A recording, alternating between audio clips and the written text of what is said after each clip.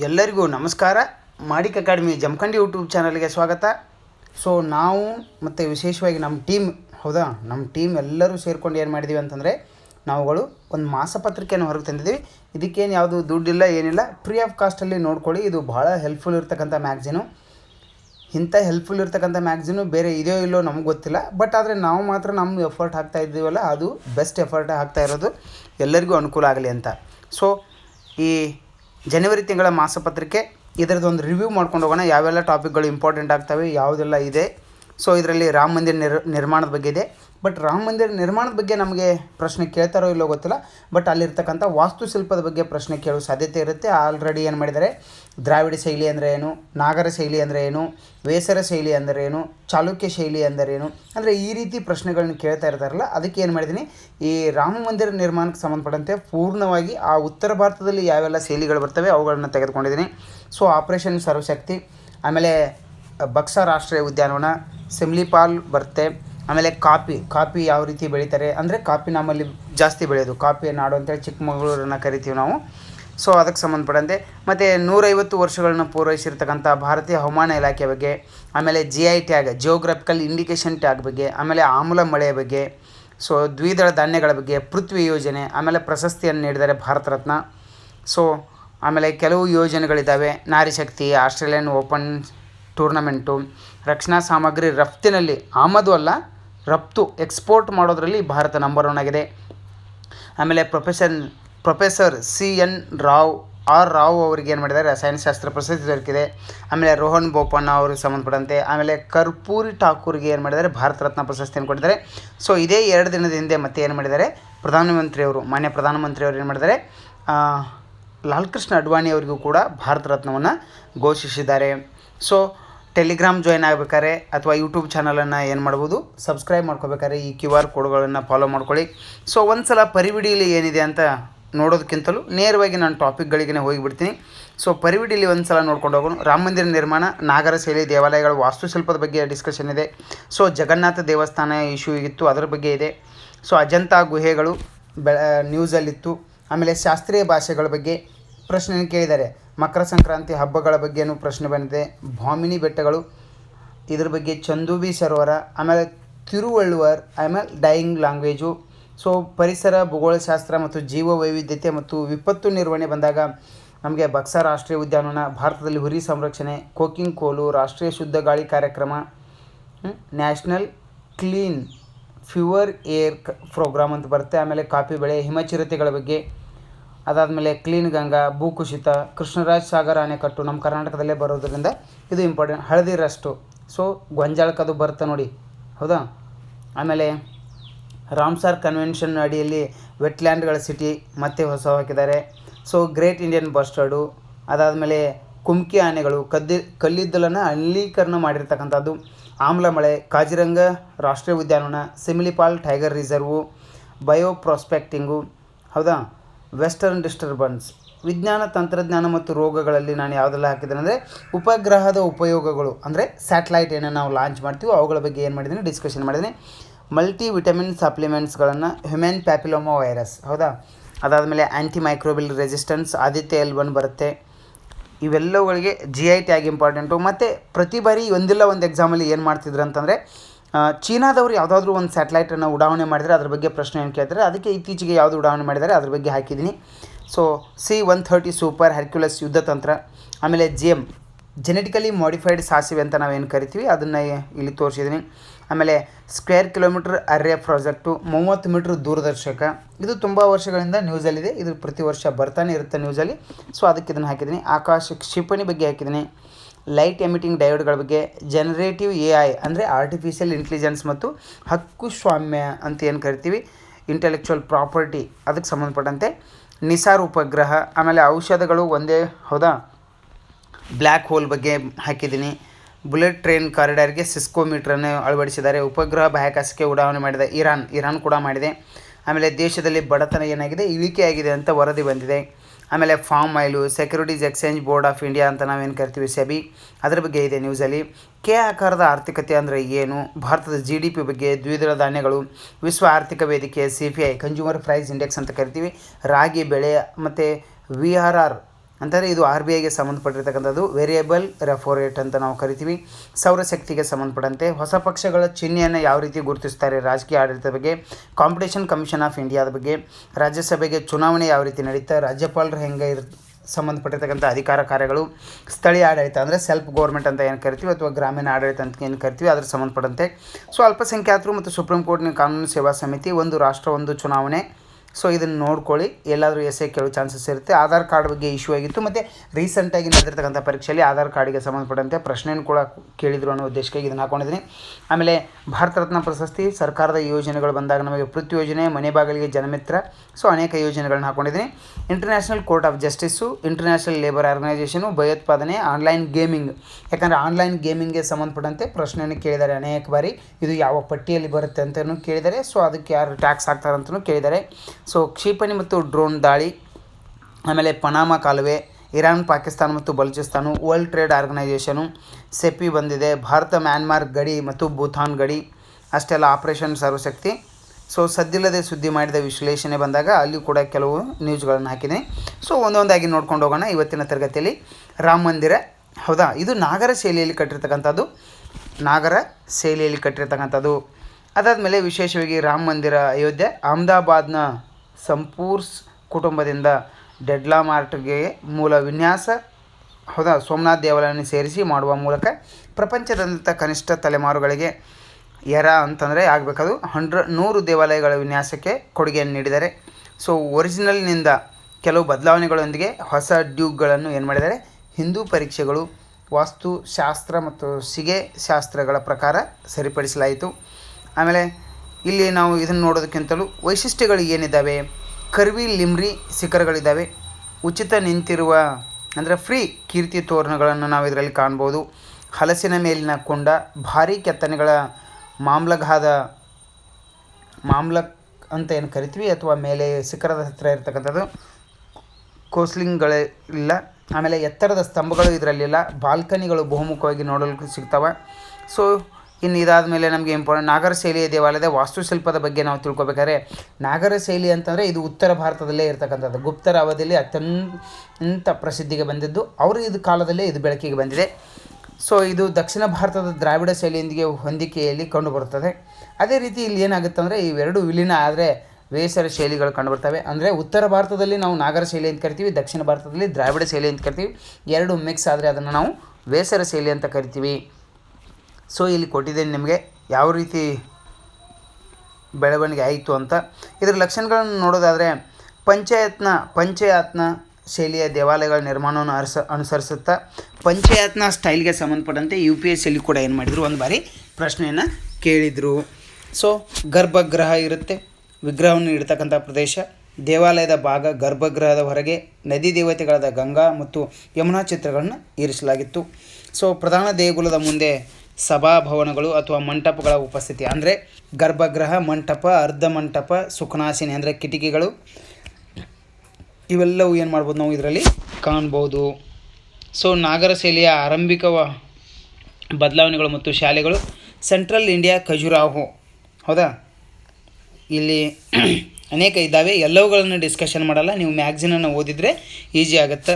So ಪಶ್ಚಿಮ ಭಾರತದಲ್ಲಿ ಸೋಲಂಕಿಗಳ ಶೈಲಿ ಅಂತ ಕರೀತಾರೆ, ಅಂದರೆ ಈ ಕಡೆ ಗುಜರಾತ್ನ ಭಾಗದಲ್ಲಿ. ಅದಾದಮೇಲೆ ನೆಕ್ಸ್ಟು ರಾಜಸ್ಥಾನದಲ್ಲಿ ರಾಜಸ್ಥಾನ್ ಸ್ಕೂಲ್ ಅಂತ ಕರೀತಾರೆ, ಅದು ಬಿಳಿ ಅಮೃತ ಶಿಲೆಗಳ ಬಳಕೆ ಆಗುತ್ತೆ ಅಲ್ಲಿ. ಸೊ ಈಸ್ಟ್ ಇಂಡಿಯಾ ಸ್ಕೂಲ್ ಅಂತ ಕರೀತಾರೆ. ಅದಾದಮೇಲೆ ಅಸ್ಲಾಂ ಸ್ಕೂಲ್ ಅಂತ ಕರೀತಾರೆ, ಅಸ್ಸಾಂ ಸ್ಕೂಲ್, ಅದು ಅಸ್ಲಾಂ ಅಲ್ಲ, ಅಸ್ಸಾಂ ಸ್ಕೂಲು ಟೆರಾಕೋಟಾ ನಿರ್ಮಾಣದ ಮುಖ್ಯ ಮಾಧ್ಯಮವಾಗಿತ್ತದು.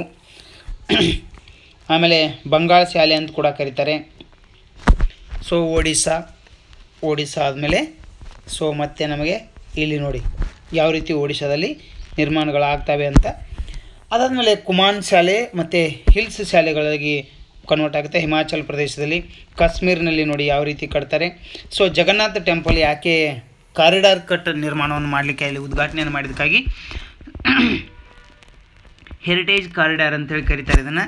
ಸೊ 75 ಮೀಟ್ರ್ ಅಗಲ ಇರತಕ್ಕಂಥ ಒಂದು ವಿಭಿನ್ನ ವಲಯಗಳ ವಿಂಗಡಣೆಯಾಗಿದೆ. ಸೊ ಇದು 7 ಮೀಟ್ರ್ ಹಸಿರು ಬಫರ್ ವಲಯವನ್ನು ಹೊಂದಿದ್ದು ಮೇಘನಾದ ಕಚೇರಿಯ ಪಕ್ಕದಲ್ಲೇ ಇರತಕ್ಕಂಥದ್ದು. ಸೊ ಇದು ಅದಕ್ಕೆ ಸಂಬಂಧಪಟ್ಟಿರ್ತಕ್ಕಂಥದ್ದು. ಅಂದರೆ ಜಗನ್ನಾಥ ದೇವಾಲಯದ ಬಗ್ಗೆ ಹೇಳಬೇಕಾದ್ರೆ ಇದು ವಿಷ್ಣುವಿನ ರೂಪವಾದ ಜಗನ್ನಾಥನಿಗೆ ಸಮರ್ಪಿತವಾಗಿರ್ತಕ್ಕಂಥ ಒಂದು ಹಿಂದೂ ದೇವಾಲಯ ಅಂತ ಹೇಳ್ಬೋದು. ಸೊ ಇದು ಒಡಿಸ್ಸಾದಲ್ಲಿ ಕಂಡುಬರುತ್ತೆ. ಇದು ಪುರಿ ಅಂತಕ್ಕಂಥ ಜಾಗದಲ್ಲಿದೆ. ಒಡಿಸ್ಸಾದ ಪುರಿ ಎಂಬಲ್ಲಿದೆ. ಸೊ ಜಗನ್ನಾಥ, ಸುಭದ್ರ ಮತ್ತು ಬಲಭದ್ರ ಈ ದೇವಾಲಯದಲ್ಲಿ ಪೂಜಿಸುವ ದೇವತೆಗಳು. 3 ದೇವರುಗಳು ಇದರಲ್ಲಿ ಕಂಡುಬರ್ತವೆ. ಈ ದೇವಾಲಯದಲ್ಲಿ ಏನು ಕಾಣುತ್ತೆ ಅಂದರೆ ಹಿಂದೂಗಳು ವಿಶೇಷವಾಗಿ ವೈಷ್ಣವ ಸಂಪ್ರದಾಯಗಳಲ್ಲಿ ಪವಿತ್ರವಾಗಿದ್ದು ಏನು ಮಾಡ್ತಾರೆ, 108 ಅಭಿಮಾನ ಕ್ಷೇತ್ರಗಳಲ್ಲಿ ಒಂದಾಗಿರ್ತಕ್ಕಂಥದ್ದು. ಸೊ ರಾಮಾನುಜಾಚಾರ್ಯರು, ನಿಂಬಾರ್ಕಾಚಾರ್ಯರಂತಹ ಅನೇಕ ಪ್ರಸಿದ್ಧ ವೈಷ್ಣವ ಸಂತರು, ವಲ್ಲಭಾಚಾರ್ಯರು ಮತ್ತು ರಮಾನಂದ ದೇವಸ್ಥಾನದೊಂದಿಗೆ ನಿಕಟ ಸಂಬಂಧವನ್ನು ಹೊಂದಿರತಕ್ಕಂಥ ಸಂತರವರು. ಸೊ ರಾಮಾನುಜಾಚಾರ್ಯರು ದೇವಾಲಯದ ಆಗ್ನೇಯ ಮೂಲೆಯಲ್ಲಿ ಯಮರ್ ಮಠವನ್ನು ನಿರ್ಮಿಸಿದ್ದಾರೆ.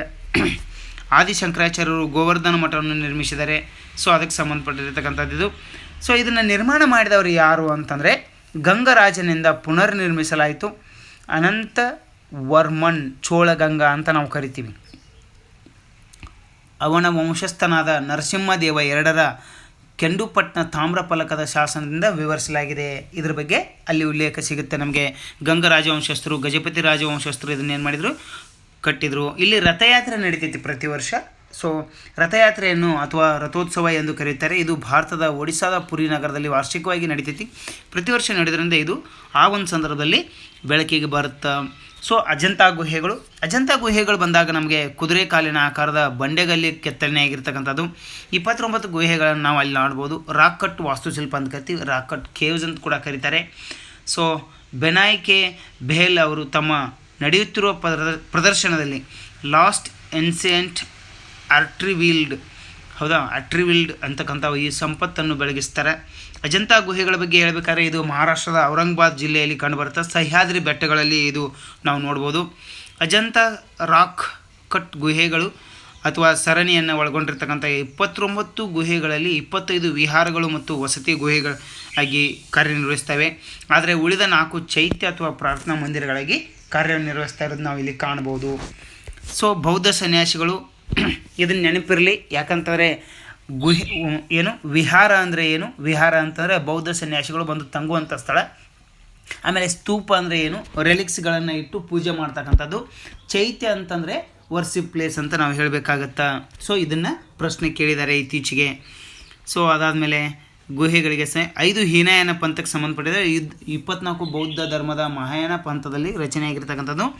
ಇಲ್ಲಿ ಪ್ರಯಾಣಿಕರು ಬಂದು ಹೋಗಿದ್ದಾರೆ. ಅಂಥ ಪ್ರಯಾಣಿಕರಲ್ಲಿ ಒಂದು ಪಾಯಾನ, ಇನ್ನೊಬ್ಬ ಹ್ಯೂನ್ ಸಾಂಗ್ ಭೇಟಿ ನೀಡಿರ್ತಕ್ಕಂಥದ್ದನ್ನು ನಾವು ಇಲ್ಲಿ ಉಲ್ಲೇಖಿಸಬಹುದು. ವರ್ಣಚಿತ್ರಗಳನ್ನು ಇಲ್ಲಿ ಕಾಣಬಹುದು. ವರ್ಣಚಿತ್ರಗಳಲ್ಲಿ ಇಂಪಾರ್ಟೆಂಟ್ ಆಗಿ ಮತ್ತು ಇನ್ನೊಂದು ನೋಡಬೇಕಾದ್ರೆ 9 ಮತ್ತು 10ನೇ ಸುಂಗರ ಕಾಲಕ್ಕೆ ಸೇರಿದವುಗಳು ಅಂತ ಹೇಳ್ತೀವಿ ನಾವು. ಹೌದಾ? ಶಾತವಾಹನರಿಗೆ ಸಂಬಂಧಪಟ್ಟಿದವುಗಳು ಅಂತ ಕೂಡ ಕೆಲವು ಕಡೆ ಉಲ್ಲೇಖ ಇದೆ. ಅಷ್ಟೇ ಅಲ್ಲ, ಇದು ಕೆಂಪು ಓಚರ್ ಕಂದು ಮತ್ತು ಗಾಢವಾದ ಕೆಂಪು ಛಾಯೆಗಳಲ್ಲಿ ಅಂಕಿಗಳನ್ನು ಮತ್ತು ಬಾಹ್ಯರೇಖೆಗಳನ್ನು ಇದರಲ್ಲಿ ಉಲ್ಲೇಖಿಸಲಾಗಿದೆ. ಆಮೇಲೆ ಬುದ್ಧನ ಸಂಕೇತಿಸುವ ವಜ್ರ ಪ್ರಾಣಿ, ಆಮೇಲೆ ಬುದ್ಧನ ಸಾಂಕೇತಿಕ ಅಭಿವ್ಯಕ್ತಿಯಾಗಿ ಮಂಜುಶ್ರೀ, ಬುದ್ಧನ ಕರುಣೆಯನ್ನು ಪ್ರತಿನಿಧಿಸುವ ಪದ್ಮಪಾಣಿ ಅವಲೋಕಿತೇಶ್ವರ ಇದೇನಿದೆ ಇದನ್ನು ಪ್ರಶ್ನೆ ಕೇಳಿದ್ದಾರೆ. ಸೊ ಅದಾದಮೇಲೆ 16ನೇ ಗುಹೆ ಬಗ್ಗೆ ನಾವು ಮಾತಾಡೋದಾದರೆ ಇದರಲ್ಲಿ ಮಾತೃಪೋಷಕ ಜಾತಕ ನಿರೂಪಣೆ ದೃಶ್ಯಗಳು ಅಂದರೆ ಜಾತಕ ಕಥೆಗಳು ಅಂತ ನಾವೇನು ಕರಿತೀವಿ, ಇದು ಬುದ್ಧನಿಗೆ ಸಂಬಂಧಪಟ್ಟಿರ್ತಕ್ಕಂಥ ಜಾತಕ ಕಥೆಗಳು ಇದರಲ್ಲಿ ಕಂಡುಬರ್ತವೆ. So bodhisattva of a power and strength. ಶಾಸ್ತ್ರೀಯ ಭಾಷೆಗಳು ಬಂದಾಗ ನಮಗೆ ಅನೇಕ ಭಾಷೆಗಳು ನಮ್ಮ ಭಾರತದಲ್ಲಿದ್ದಾವೆ. ಅದಕ್ಕೆ ನಾವು ವಿವಿಧತೆಯಲ್ಲಿ ಏಕತೆಯನ್ನು ಕಾಣ್ತಕ್ಕಂಥ ರಾಷ್ಟ್ರ ನಮ್ಮದು. ಸೊ ಹಾಗಿದ್ರೆ ಶಾಸ್ತ್ರೀಯ ಭಾಷೆ ಸ್ಥಾನಮಾನವನ್ನು ಬಂಗಾಳಿ ಪಶ್ಚಿಮ ಬಂಗಾಳದ ಅಧಿಕೃತ ಭಾಷೆ ಮತ್ತು ಭಾರತದಲ್ಲಿ 2ನೇ ಅತಿ ಹೆಚ್ಚು ಮಾತನಾಡುವ ಭಾಷೆಯಾಗಿ ಮಾತನಾಡುವವರ ವಿಷಯದಲ್ಲಿ ಜಾಗತಿಕವಾಗಿ 7ನೇ ಸ್ಥಾನವನ್ನು ಹೊಂದಿರತಕ್ಕಂಥದ್ದು ಬಂಗಾಳಿ ಭಾಷೆ. ಸೊ ಆ ಒಂದು ಸಂದರ್ಭದಲ್ಲಿ ಇದನ್ನು ಶಾಸ್ತ್ರೀಯ ಭಾಷೆಯ ಸ್ಥಿತಿಯನ್ನು ನಾವು ನೋಡ್ಕೋಬೇಕಾದ್ರೆ ನಮ್ಮ ಭಾರತದಲ್ಲಿ ಮುಂಚೆ ಶಾಸ್ತ್ರೀಯ ಭಾಷೆಯ ಸ್ಥಾನಮಾನ ಇರಲಿಲ್ಲ. ತದನಂತರದಲ್ಲಿ ಇದನ್ನು ಡೆವಲಪ್ ಮಾಡ್ಕೊಂಡು ಬರಲಾಗಿದೆ. ಸೊ ಹಾಗಾದರೆ ಈ ಶಾಸ್ತ್ರೀಯ ಭಾಷೆಯ ಸ್ಥಾನಮಾನಗಳ ಬಗ್ಗೆ ಎದರಲ್ಲಿ ಉಲ್ಲೇಖ ಇದೆ ಅಂತಂದರೆ 8ನೇ ಸ್ಕೆಡ್ಯೂಲ್ನಲ್ಲಿದೆ. ಸೊ 8ನೇ ಸ್ಕೆಡ್ಯೂಲ್ನಲ್ಲಿ ಇರ್ತಕ್ಕಂಥದ್ದು ಭಾಷೆಗಳ ಬಗ್ಗೆ ಹೇಳುತ್ತೆ. 7ನೇ ಸ್ಕೆಡ್ಯೂಲ್ ಏನು ಹೇಳುತ್ತೆ ಅಂದರೆ ಪಟ್ಟಿಗಳ ಬಗ್ಗೆ ಹೇಳುತ್ತೆ. ರಾಜ್ಯ ಪಟ್ಟಿ, ಕೇಂದ್ರ ಪಟ್ಟಿ ಮತ್ತು ಸಮವರ್ತಿ ಪಟ್ಟಿಗಳ ಬಗ್ಗೆ ಉಲ್ಲೇಖ ನೀಡುತ್ತೆ. ಶಾಸ್ತ್ರೀಯ ಭಾಷೆ ಎಂದು ಗುರುತಿಸಲು ಭಾಷೆಯ ಕೆಳಗಿನ ಮಾನದಂಡಗಳನ್ನು ಪೂರೈಸಬೇಕಂತ ಹೇಳ್ತಾ ಅಂಥ ಮಾನದಂಡಗಳು ಏನಂತಂದರೆ ಹೆಚ್ಚಿನ ಪ್ರಾಚೀನತೆಯ ಪಠ್ಯಗಳನ್ನು ಆರಂಭಿಕವಾಗಿ 1500ರಿಂದ 2000 ಕಾಲಗಳ ದಾಖಲಾ ಇತಿಹಾಸವನ್ನು ಅದು ಪ್ರದರ್ಶಿಸಬೇಕಾಗತ್ತೆ. ಮೌಲ್ಯಯುತ ಪರಂಪರೆ ಎಂದು ಪರಿಗಣಿಸಲಾದ ಪ್ರಾಚೀನ ಸಾಹಿತ್ಯ ಅಥವಾ ಗ್ರಂಥಗಳ ದೇಹವನ್ನು ಅಂದರೆ ಬಾಡಿ ಸ್ವಾಧೀನಪಡಿಸಿಕೊಳ್ಳುವುದು ಸತತ ತಲೆಮಾರುಗಳ ಭಾಷಣಕಾರರಿರಬೇಕಲ್ಲಿ. ಸೊ ಸಾಹಿತ್ಯ ಸಂಪ್ರದಾಯದ ಸ್ವಂತಿಕೆ ಮತ್ತೊಂದು ಭಾಷಣ ಏನಾಗಬೇಕು, ಎರವಲು ಪಡೆಯಲಾಗಿಲ್ಲ ಇದರಲ್ಲಿ. ಮತ್ತು ನಮಗೆ ಶಾಸ್ತ್ರೀಯ ಭಾಷೆ ಸ್ಥಾನಮಾನ ನೀಡಿದ ಭಾಷೆಗಳಂದಾಗ ಮೊದಲು 2004ರಲ್ಲಿ ತಮಿಳು ಭಾಷೆ ಪಡೀತಾ, ಅದಾದಮೇಲೆ 2005ರಲ್ಲಿ ಸಂಸ್ಕೃತ ಭಾಷೆ, 2008ರಲ್ಲಿ ತೆಲುಗು ಮತ್ತು ಕನ್ನಡ ಪಡೆಯುತ್ತವೆ. ಅಷ್ಟೇ ಅಲ್ಲ, ಮಲಯಾಳಂ ಪಡೆಯುತ್ತೆ. ಮಲಯಾಳಂ ಆದಮೇಲೆ ನಮಗೆ ಮತ್ತು ಒಡಿಯಾ ಕೂಡ ಪಡೆಯುತ್ತೆ. ಸೊ ಇಷ್ಟು ಶಾಸ್ತ್ರೀಯ ಸ್ಥಾನಮಾನ. ಇದರಿಂದ ಏನು ಪ್ರಯೋಜನ ಆಗುತ್ತೆ ಅಂತ ಇದರಲ್ಲಿ ಕೊಟ್ಟಿದ್ದೀನಿ. ಸಂಕ್ರಾಂತಿ ಹಬ್ಬ ನಾವು ರೀಸೆಂಟಾಗಿ ಆಚರಣೆ ಮಾಡಿದ್ದೀವಿ. ಸೊ ಕರ್ನಾಟಕದಲ್ಲಿ ಇದನ್ನು ನಾವು ಸಂಕ್ರಾಂತಿ ಹಬ್ಬ ಅಂತ ಆಚರಣೆ ಮಾಡಿದರೆ ಅದನ್ನು ತಮಿಳುನಾಡಿನಲ್ಲಿ ಪೊಂಗಲ್ ಅಂತ ಕರೀತಾರೆ. ಇದರಲ್ಲಿ 3 ವಿಧಗಳಿದ್ದಾವೆ. ಹೌದಾ, ದ್ರಾವಿಡ ಸುಗ್ಗಿ ಹಬ್ಬ ಅಂತ ಕೂಡ ಇದನ್ನು ಕರೀತಾರೆ. ತಮಿಳುನಾಡಲ್ಲಿ ಪೊಂಗಲ್ ಆಚರಣೆನ ಮೊದಲ ದಿನ ಭೋಗಿ ಪಂಡಿಗೈ ಅಂತ ಕರೀತಾರೆ, 2ನೇ ದಿನವನ್ನು ತಾಯಿ ಪೊಂಗಲ್ ಅಂತ ಕರೀತಾರೆ, 3ನೇ ದಿನವನ್ನು ಮಾಠು ಪೊಂಗಲ್ ಅಂತ ಕರೀತಾರೆ. ಅಷ್ಟೇ ಅಲ್ಲ, 4ನೇ ದಿನವನ್ನು ಕಾನೂಮ್ ಪೊಂಗಲ್ ಅಂತ ಕರೀತಾರೆ. ಸೊ ಇದು ಪಂಜಾಬಲ್ಲಿ ಲೋಹಿ ಅಂತ ಕರೀತಾರೆ. ಸೊ ಜಸ್ಟ್ ನೆನಪಿರಲಿ ನಿಮಗೆ. ಗುಜರಾತ್ನಲ್ಲಿ ಇದನ್ನು ಉತ್ತರಾಯಣ ಅಂತ ಕರೆದರೆ, ಉತ್ತರ ಪ್ರದೇಶದಲ್ಲಿ ಇದನ್ನು ಕಿಚಡಿ ಪರ್ವ್ ಅಂತ ಕರೀತಾರೆ, ಕೇರಳದಲ್ಲಿ ಇದನ್ನು ಮಕರ ವಿಳಕ್ಕುಮ್ ಅಂತ ಕರೀತಾರೆ. ಸೊ ಅಸ್ಸಾಂನಲ್ಲಿ ಇದನ್ನು ಮಾಘ ಬಿಹು ಅಂತ ಕರೀತಾರೆ, ಭೋಗಾಲಿ ಬಿಹು ಅಂತ ಕರೀತಾರೆ ಕೆಲವು ಸಂದರ್ಭಗಳಲ್ಲಿ. ಸೊ ಅದಾದಮೇಲೆ ನಮಗೆ ಇಂಪಾರ್ಟೆಂಟ್ ಆಗೋದು ಬಾಮಿನಿ ಬೆಟ್ಟಗಳ ಬಗ್ಗೆ. ಬಾಮಿನಿಗೆ ಚಂದು ಬಿ ಸರೋವರನ್ನ ನೀವೇ ನೋಡ್ಕೊಳ್ಳಿ, ಅದನ್ನು ಡಿಸ್ಕಷನ್ ಮಾಡ. ತಿರುವಳ್ಳುವರ ಬಗ್ಗೆ ಯಾಕೆ ನೋಡೋದಂತಾರೆ, ಇವರು ತಿರುವಳ್ಳುವರು ಇಂಪಾರ್ಟೆಂಟ್ ಆಗಿರ್ತಕ್ಕಂಥ ಯಾವುದು ತಮಿಳ್ ಕವಿ ಅಂತ ಹೇಳ್ಬೋದು. ಸಂಗಮ ಸಾಹಿತ್ಯಕ್ಕೆ ಹೌದಾ ಬೆಳವಣಿಗೆ ಆ ಒಂದು ಅಲ್ಲಿ ತಮಿಳು ಸಾಹಿತ್ಯದಲ್ಲಿ ಬರುತ್ತೆ. ಸಂಗಮ ಸಾಹಿತ್ಯ ಆಗಲಿ, ತಿರುವಳ್ಳುವರಾಗಲಿ, ಮಣಿಮೇಘಲೆ ಆಗಲಿ, ಶಿಲಪ್ಪದಿಗಾರಂ ಆಗಲಿ, ಇವೆಲ್ಲವೂ ಆ ಒಂದು ರಾಜ್ಯದಕ್ಕೆ ಸಂಬಂಧಪಟ್ಟಿರ್ತಕ್ಕಂತೆ ಹೌದಾ ಒಂದು ಪುನರುಜ್ಜೀವನದ ಕಾಲ ಅಂತ ಹೇಳ್ಬೋದು ಸಂಗಮ ಸಾಹಿತ್ಯವನ್ನು. ಸೊ ತಿರುವಳ್ಳುವರ ಬಗ್ಗೆ ಹೇಳಬೇಕಂದ್ರೆ ಇವರು ಪ್ರಾಚೀನ ಕವಿ ಅಥವಾ ಸಂತ ಅಂತ ಹೇಳ್ಬೋದು. ಅಷ್ಟೇ ಅಲ್ಲ, ಕನ್ಯಾಕುಮಾರಿ ತಿರುವಳ್ಳುವರವರ ಮೂರ್ತಿಯನ್ನು ಸಮುದ್ರದಲ್ಲಿ, ಅರಬ್ಬಿ ಸಮುದ್ರದಲ್ಲಿ ಅಂದರೆ ಇಂಡಿಯನ್ ಓಷಿಯನು ಮತ್ತು ಏನು ನಮ್ಮದು ಅರೇಬಿಯನ್ ಸಿ ಮತ್ತು ಏನು ಬೇ ಆಫ್ ಬೆಂಗಾಲ್ 3 ಕೂಡ್ತವೆ ಆ ಒಂದು ಪ್ರದೇಶದಲ್ಲಿ ಸ್ಥಾಪನೆಯನ್ನು ಮಾಡಲಾಗಿದೆ. ಅದನ್ನು ಕೂಡ ನಾವು ಇಲ್ಲಿ ನೆನಪಿಸಬೇಕಾಗುತ್ತೆ. ಅದಕ್ಕೆ ಸಂಬಂಧಪಟ್ಟಂತೆ ಇದನ್ನು ನೀವು ನೋಡ್ಬೋದು. ಇದರಲ್ಲಿ ನಾನು ಕೊಟ್ಟಿದ್ದೀನಿ ಅವ್ರದ್ದು ತಮಿಳ್ ಪೊರುಲ್ ಅಂತ ಕರೀತಾರೆ. ಸೊ ಇವ್ರ ಕೃತಿಗಳಿಗೆ ಸಂಬಂಧಪಟ್ಟಂತೆ ಇವರು ಗಮನ ಹರಿಸಿ. ಡೈಯಿಂಗ್ ಲ್ಯಾಂಗ್ವೇಜ್ ಆದರೆ ಭಾಷೆಗಳ ಸಾಯೋದಂತ ಅರ್ಥ ಕೊಡುತ್ತೆ. ಸೊ ಮತ್ತು ಬಕ್ಸಾ ರಾಷ್ಟ್ರೀಯ ಉದ್ಯಾನವನ ಹೌದಾ, ಬಂಗಾಳ ಹುಲಿ ಅಂದರೆ ಇದು ಬಂಗಾಳದಲ್ಲಿ ಕಂಡುಬರುತ್ತೆ. ಸೊ ಅದಾದಮೇಲೆ ನಮಗೆ ಇಂಪಾರ್ಟೆಂಟ್ ಭಾರತದಲ್ಲಿ ಹುಲಿ ಸಂರಕ್ಷಣೆ. ಕಾರ್ಬೆಟ್ ರಾಷ್ಟ್ರೀಯ ಉದ್ಯಾನವನದ ಇದು ಬರುತ್ತೆ. ಕಾರ್ಬೆಟ್ ರಾಷ್ಟ್ರೀಯ ಉದ್ಯಾನವನ ಕಂಡುಬರೋದಲ್ಲ ಉತ್ತರಾಖಂಡ್ ರಾಜ್ಯದಲ್ಲಿ. ಸೊ ಇದಕ್ಕೆ ಸಂಬಂಧಪಟ್ಟಂತೆ ಫುಲ್ ಡೀಟೇಲಾಗೆ ನಾನು ಹಾಕಿದ್ದೀನಿ, ಅದನ್ನು ನೀವು ಇಲ್ಲಿ ನೋಡ್ಕೋಬೋದು. ಸೊ ಆಮೇಲೆ ನ್ಯಾಷನಲ್ ಟೈಗರ್ ಕನ್ಸರ್ವೇಷನ್ ಅಥಾರಿಟಿ ಏನಿದೆ ಅದಕ್ಕೆ ಸಂಬಂಧಪಟ್ಟಂತೆ ಪ್ರಶ್ನೆ ಕೇಳ್ತಿರ್ತಾರೆ, ಒಂದು ಸಲ ನೋಡ್ಕೊಳ್ಳಿ. ಆಮೇಲೆ ನೆಕ್ಸ್ಟು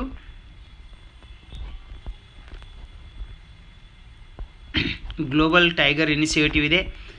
ಸೊ ಇದೆಲ್ಲವೂ ಡೀಟೇಲಾಗಿ ನಾನು ಅದಕ್ಕೆ ಕೋಕಿಂಗ್ ಕೋಲ್ ಅಂತ ಏನು ಕರಿತೀವಿ, ಕಲ್ಲಿದ್ದಲಿಗೆ ಸಂಬಂಧಪಟ್ಟಿರ್ತಕ್ಕಂಥದ್ದು, ಅದ್ರ ಡೀಟೇಲು. ಯಾಕಂದರೆ ಮೊನ್ನೆ CTI ಪರೀಕ್ಷೆಯಲ್ಲಿ ಅಂತ ಅನಿಸುತ್ತೆ ಏನು ಮಾಡಿದ್ದಾರೆ, ಕಲ್ಲಿದ್ದಲನ್ನು ಜಾಸ್ತಿ ನಾವು ಎಲ್ಲಿಂದ ತಗೋತೀವಿ ಅಂತ ಕೇಳಿದರೆ ಅಲ್ಲಿ ನಮಗೆ ರಷ್ಯಾ ಆನ್ಸರ್ ಆಗ್ತಿತ್ತು. ಅದ್ರ ಬಗ್ಗೆ ನಾನು ಡಿಸ್ಕಷನ್ ಮಾಡಿದ್ದೀನಿ ಹೌದಾ, ಅದನ್ನು ನೀವು ನೋಡ್ಕೋಬೋದು. ಮೊನ್ನೆ ನಾನು ಅದನ್ನು ಪರೀಕ್ಷೆಯಲ್ಲಿ ಯಾವ ರೀತಿ ಪ್ರಶ್ನೆ ಕೇಳಿದ್ರೆ ಅನ್ನೋದನ್ನು ತೋರಿಸ್ಕೊಟ್ಟಿದೆ. ಅದಾದಮೇಲೆ ನಮ್ಮಲ್ಲಿ ಇಂಪಾರ್ಟೆಂಟ್ ಆಗೋದೇನಂತಂದರೆ ರಾಷ್ಟ್ರೀಯ ಶುದ್ಧ ಗಾಳಿ ಕಾರ್ಯಕ್ರಮ. ಇದರಲ್ಲಿ ನಮಗೆ 2 ಹೌದಾ ಹೊಸ ಗುರಿಗಳು ಬರ್ತವೆ. PM10 ಇಂದ 40% ಕಡಿತಗೊಳಿಸುವುದು ಅಂತ ಬರುತ್ತೆ 26ರವರೆಗೆ, 2025-26ರವರೆಗೆ. ಸೊ ಏನಿದೆ ಅಂತಂದರೆ ಇದರಲ್ಲಿ ಮಾನಿಟ್ರಿಂಗ್ ಪೋರ್ಟಲ್ ಇದೆಯಲ್ಲ, ಆ ಮಾನಿಟ್ರಿಂಗ್ ಪೋರ್ಟಲ್ಗೆ ಸಂಬಂಧಪಟ್ಟಂತೆ ಇಲ್ಲಿ PM2.5 PM2.10 ಬರುತ್ತೆ. ಅದನ್ನಷ್ಟು ನೋಡಿಕೊಂಡ್ರೆ ಇಂಪಾರ್ಟೆಂಟಾಗಿ ನಿಮಗೆ ಅರ್ಥ ಆಗುತ್ತೆ. ಸೊ ಮತ್ತು ಅಮೋನಿಯಾ, ಆಮೇಲೆ ಕಾರ್ಬನ್ ಡೈಆಕ್ಸೈಡು, ಕಾರ್ಬನ್ ಮೊನಾಕ್ಸೈಡ್ ಅವೆಲ್ಲ ಇವುದರಲ್ಲಿ ಏನು ಮಾಡ್ತಾರೆ, ಅಳಿತಾರೆ. ಸೊ ನೆಕ್ಸ್ಟು ಕಾಫಿ ಬೆಳೆಯನ್ನು ಬೆಳಿಬೇಕಾದ್ರೆ ಅತಿ ಹೆಚ್ಚು ಕಾಫಿ ಬೆಳೆಯೋದು ನಮ್ಮ ಕರ್ನಾಟಕ. ಸೊ ಅದರಲ್ಲೇ ವಿಶೇಷವಾಗಿ ಜಗತ್ತಿನಲ್ಲೇ ಅತಿ ಹೆಚ್ಚು ಕಾಫಿ ಬೆಳೆಯೋದು ಯಾವುದಂತಾರೆ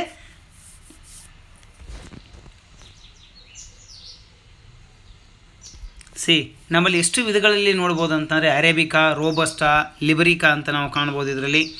ಆಮೇಲೆ ಭಾರತದಲ್ಲಿ ಕಾಫಿ ಇತಿಹಾಸ ಬಂದರೆ ನಮಗೆ ಬಾಬಾ ಬುಡನ್ಗಿರಿಯಲ್ಲಿ ಬರುತ್ತೆ. ಸೊ ಅದ್ರ ಬಗ್ಗೆ ನಾನು ಉಲ್ಲೇಖ ಹಾಕಿದ್ದೀನಿ, ನೀವು ನೋಡ್ಕೋಬೋದು. ಅದಾದಮೇಲೆ ಕಾಫಿ ಅರೇಬಿಕಾದ ಬಗ್ಗೆ ಮತ್ತು ರೋಬಸ್ಟಾ, ಲಿಬರಿಕಾ ಇವುಗಳ ಬಗ್ಗೆ ಸಂಪೂರ್ಣವಾಗಿ ಹಾಕಿದ್ದೀನಿ. ಅದಕ್ಕೆ ನೆರಳು ಯಾವ ರೀತಿ ಬೇಕು ಮತ್ತು ಅಲ್ಲಿರ್ತಕ್ಕಂಥ ಮಣ್ಣಿನ ಪರಿಸ್ಥಿತಿ ಏನು, ಎಷ್ಟು ಎತ್ತರದಲ್ಲಿರಬೇಕು, ಮಣ್ಣು ಎಂಥದ್ದಿರಬೇಕು, ಆಮೇಲೆ ಕಾರ್ಮಿಕರು ಯಾವ ರೀತಿ ವರ್ಕ್ ಮಾಡಬೇಕು, ಕಾಫಿ ಮಂಡಳಿ ಇದೆ ನಮ್ಮಲ್ಲಿ, ಕಾಫಿ ಬೋರ್ಡ್ ಆಫ್ ಇಂಡಿಯಾ ಅಂತ ಕರಿತೀವಿ.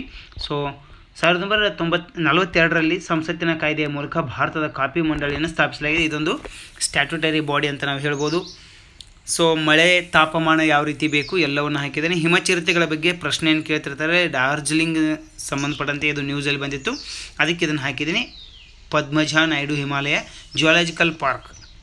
ಸೊ ಅದಾದಮೇಲೆ ಇಂಪಾರ್ಟೆಂಟ್ ಆಗೋದೇನಂತಾರೆ ನಮಗೆ ನೆಕ್ಸ್ಟು ಮತ್ತೊಂದು ಕ್ಲೀನ್ ಗಂಗಾ ಮಿಷನನ್ನು ನೋಡ್ಕೊಳ್ಳಿ. ಯಾಕಂದರೆ ಇದರಲ್ಲಿ ಕೆಲವು ಟರ್ಮಿನಲ್ಗಳು ಬರ್ತಾವಲ್ಲ ಅವುಗಳ ಬಗ್ಗೆ ಪ್ರಶ್ನೆಯನ್ನು ಕೇಳ್ತಿರ್ತಾರೆ. ಸೊ ಮೊದಲ ಟರ್ಮಿನಲ್ಲು, ಎರಡನೇ ಟರ್ಮಿನಲ್ಲು ಯಾವೆಲ್ಲ ಬರ್ತವೆ ಅಂತ ಕೇಳ್ತಾರೆ. ಸೊ ಅವುಗಳನ್ನು ನೋಡ್ಕೊಂಡೋಗಿ ಕ್ಲೀನ್ ಗಂಗಾಗೆ ಸಂಬಂಧಪಟ್ಟಿರ್ತಕ್ಕಂಥದ್ದನ್ನು ನೋಡ್ಕೊಳ್ಳಿ. ಸೊ ಮತ್ತು ಆಳವಾದ ಸಮುದ್ರ ಹವಳಗಳ ಬಗ್ಗೆ ನಾನು ಬ್ಲೀಚಿಂಗ್ ಹೌದಾ ಯಾವ ರೀತಿ ಇದು ಆಗುತ್ತೆ ಅಂತ ಕೋರಲ್ ಬ್ಲೀಚಿಂಗ್ ಅಂತ ನಾವು ಕರಿತೀವಿ, ಅದನ್ನು ನೋಡ್ಕೊಳ್ಳಿ ಹೌದಾ. ಅವುಗಳ ಬಗ್ಗೆ ಯಾವ ರೀತಿ ಯಾವ ಟೆಂಪ್ರೇಚರಲ್ಲಿ ಬೆಳೀತವೆ, ಯಾವ ರೀತಿ ನಾವು ಅದನ್ನು ಬೆಳೆಸ್ಬೋದು ಅನ್ನೋದನ್ನು ಡೀಟೇಲಾಗಿಯೇ ಹಾಕಿದ್ದೀನಿ. ಸೊ ಆಮೇಲೆ ಭೂಕುಸಿತಗಳ ಕಾರಣಗಳು ಅವೆಲ್ಲ ಏನಿದ್ದಾವೆ ಅವುಗಳನ್ನು ಹಾಕಿದ್ದೀನಿ. ಕೃಷ್ಣರಾಜ ಸಾಗರ್ ಅಣೆಕಟ್ಟು ಅಂತ ಏನು ಕರಿತೀವಿ, ಇದು ಮಂಡ್ಯ ಜಿಲ್ಲೆಯಲ್ಲಿರ್ತಕ್ಕಂಥ ಐತಿಹಾಸಿಕವಾಗಿರ್ತಕ್ಕಂಥ ಒಂದು ಅಣೆಕಟ್ಟು. ಇದನ್ನು KRS ಅಂತ ಕೂಡ ಕರೀತಾರೆ. ಆಮೇಲೆ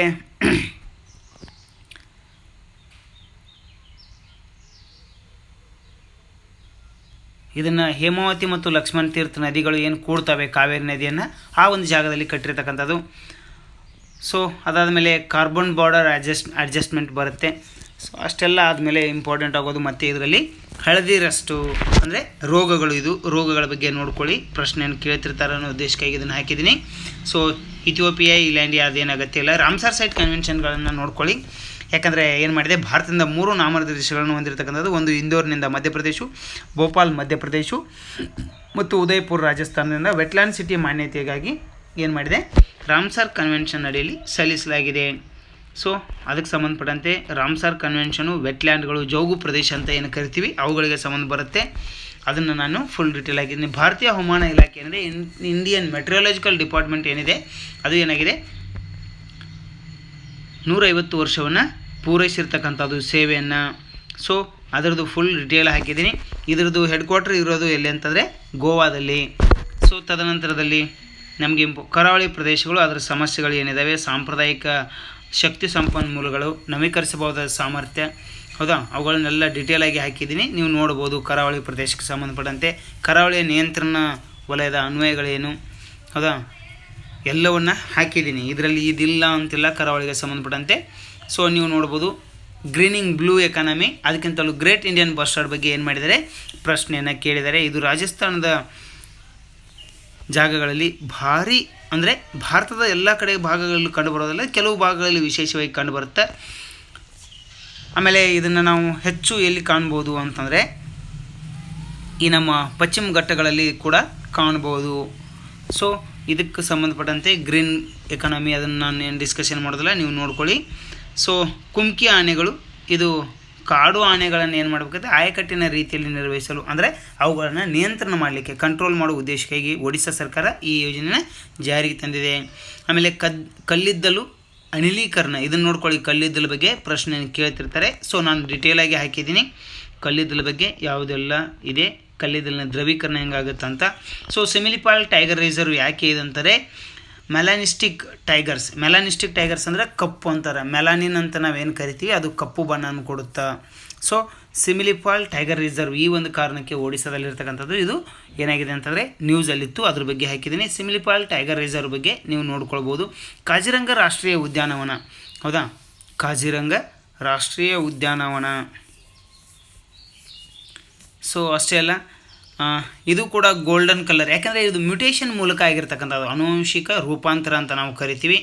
ಕಾಜಿರಂಗ ರಾಷ್ಟ್ರೀಯ ಉದ್ಯಾನವನಕ್ಕೆ ಸಂಬಂಧಪಟ್ಟಿರ್ತಕ್ಕಂಥ ಹುಲಿ ಸಂರಕ್ಷಿತ ಪ್ರದೇಶ ಏನಿದೆ, ಯಾರ ಶಿಫಾರಸಿನ ಮೇರೆಗೆ ಇದನ್ನು ಸ್ಥಾಪಿಸಲಾಯಿತು, ಯಾಕೆ ಸ್ಥಾಪಿಸಿದರು ಅಂತ ಫುಲ್ ಡೀಟೇಲಾಗಿ ಕೊಟ್ಟಿದ್ದೀನಿ, ನೀವು ಅದನ್ನು ನೋಡ್ಕೋಬೋದು. ಅದು ಅಲ್ಲಿರ್ತಕ್ಕಂಥ ನದಿಗಳು ಯಾವೆಲ್ಲ ಸುತ್ತುವರೆದಿದ್ದಾವೆ ಅಂತ ಕೂಡ ಅದರಲ್ಲಿ ಡಿಸ್ಕಷನ್ ಮಾಡಿದ್ದೀನಿ.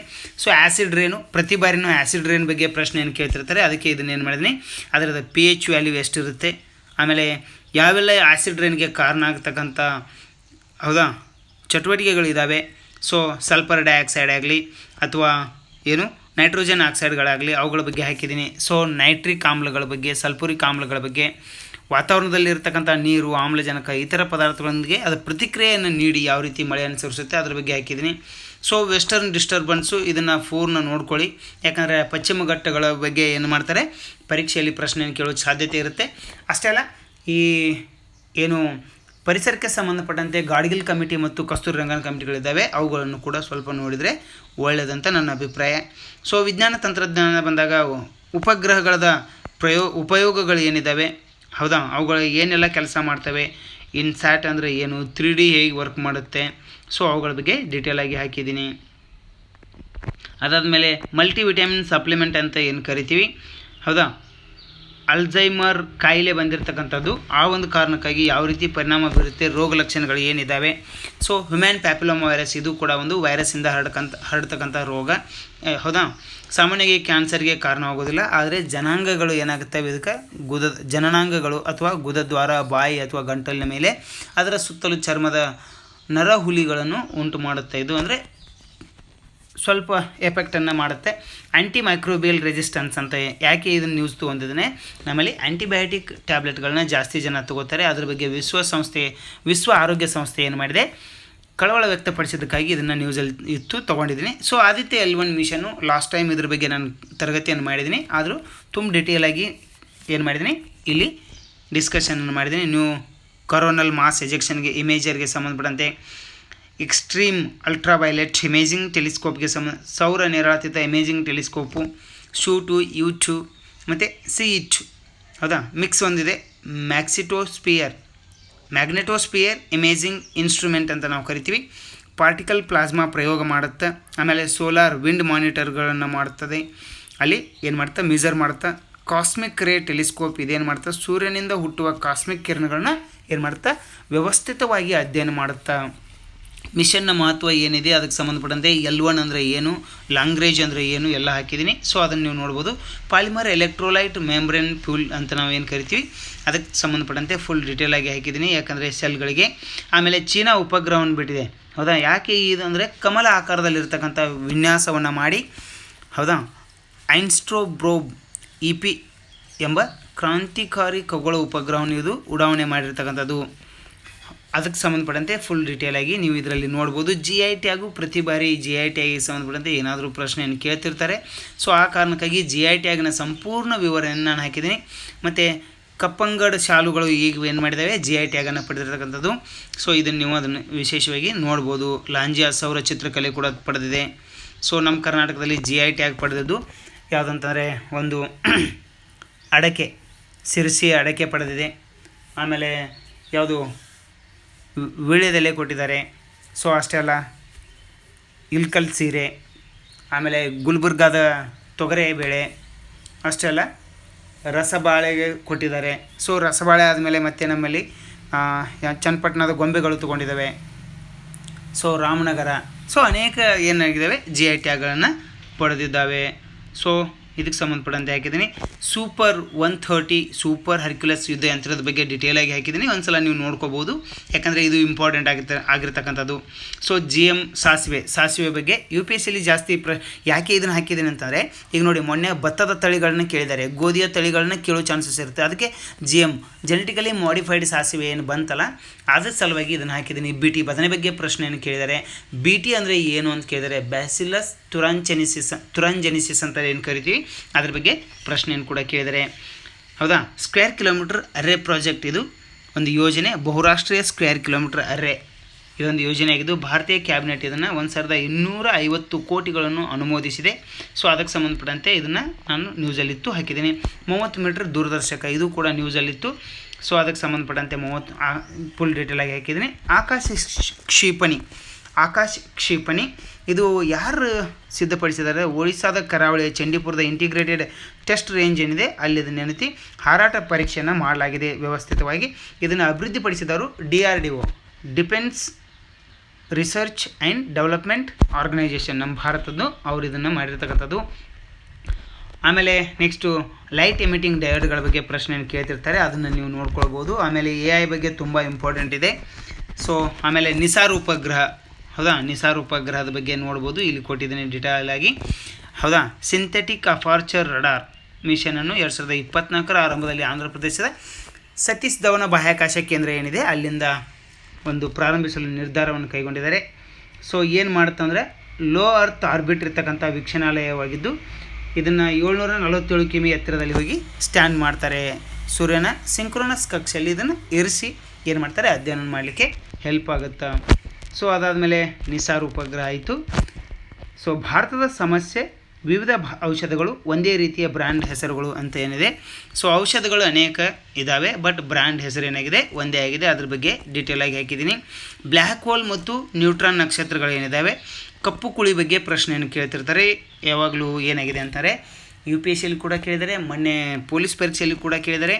ಸೊ ಅಷ್ಟೇ ಅಲ್ಲ, ಯಾವುದು ಇದು KS ಅಲ್ಲಿ ಕೂಡ ನ್ಯೂಟ್ರಾನ್ ಬಗ್ಗೆ ಮತ್ತು ಯಾವುದು ನಮ್ಮದು ಕಪ್ಪು ಕುಳಿ ಬಗ್ಗೆ ಪ್ರಶ್ನೆಯನ್ನು ಕೇಳಿದ್ದಕ್ಕೆ ಇದನ್ನು ಹಾಕಿದ್ದೀನಿ. ದೇಶದಲ್ಲಿ ಬಡತನ ಇಳಿಕೆ ಆಗಿದೆ ಅನ್ನೋ ಉದ್ದೇಶಕ್ಕಾಗಿ ಇದನ್ನು ಫುಲ್ ಡೀಟೇಲಾಗಿ ಹಾಕಿದ್ದೀನಿ. ಸೊ ಅದನ್ನು ನೀವು ನೋಡ್ಕೋಬೋದು. ಇರಾನ್ ಕೂಡ ಏನು ಮಾಡಿದೆ, ಬಾಹ್ಯಾಕಾಶಕ್ಕೆ ಹೌದಾ ಉಪಗ್ರಹಗಳನ್ನು ಉಡಾವಣೆ ಮಾಡಿದೆ, ಅವುಗಳ ಬಗ್ಗೆ ಹಾಕಿದ್ದೀನಿ, ನೀವು ನೋಡ್ಕೊಳ್ಬೋದು. ಸೊ ತದನಂತರದಲ್ಲಿ ನಮಗೆ ಇದು ಬಡತನಕ್ಕೆ ಸಂಬಂಧಪಟ್ಟಿರ್ತಕ್ಕಂಥ ಆರ್ಟಿಕಲ್ ಫುಲ್ ಡೀಟೇಲು. ಆರ್ಥಿಕ ಬಂದಾಗ ಫಾರ್ಮ್ ಆಯಿಲ್ ಬಗ್ಗೆ ನೋಡ್ಕೊಳ್ಳಿ. ಸೊ ಆದಮೇಲೆ ಸೆಬಿ ಬಗ್ಗೆ ನೋಡ್ಕೊಳ್ಳಿ, ಯಾಕಂದರೆ ಸೆಬಿ ಎಲ್ಲಿದೆ, ಅದ್ರ ಹೆಡ್ ಕ್ವಾರ್ಟರ್ ಏನು, ಅದ್ರ ಲಾಂಗ್ ಫಾರ್ಮ್ ಏನಂತ ಕೇಳ್ತಿರ್ತಾರೆ. ಸೊ ಸೆಬಿ ಬಗ್ಗೆ ಅಷ್ಟು ನೀವು ನೋಡಿಕೊಂಡ್ರೆ ಸಾಕು. ಭಾರತದಲ್ಲಿ ಆಕಾರದ ಆರ್ಥಿಕ ಚೇತರಿಕೆ ಅಂದರೆ ಇಲ್ಲಿ ನೋಡಿ ಮ್ಯಾಪಲ್ಲಿ ತೋರಿಸ್ತೀನಿ, ಏನು ನೋಡ್ಕೊಳ್ಳಿ ಒಂದೊಂದು ಸಲ. ಆಕಾರದ ಅಂದರೆ ಏನು, ತೀಕ್ಷ್ಣವಾದ ಆರ್ಥಿಕ ಕುಸಿತದ ನಂತರ ಆರ್ಥಿಕ ಕಾರ್ಯಕ್ಷಮತೆಯ ಕ್ರಮಗಳಲ್ಲಿ ತ್ವರಿತ ಮತ್ತು ನಿರಂತರ ಚೇತರಿಕೆಯಿಂದ ನಿರೂಪಿಸಲು ಏನು ಪಡುತ್ತೆ ಅಂಥದನ್ನು ನಾವು ಆಕಾರದ ಅಂತ ಕರಿತೀವಿ.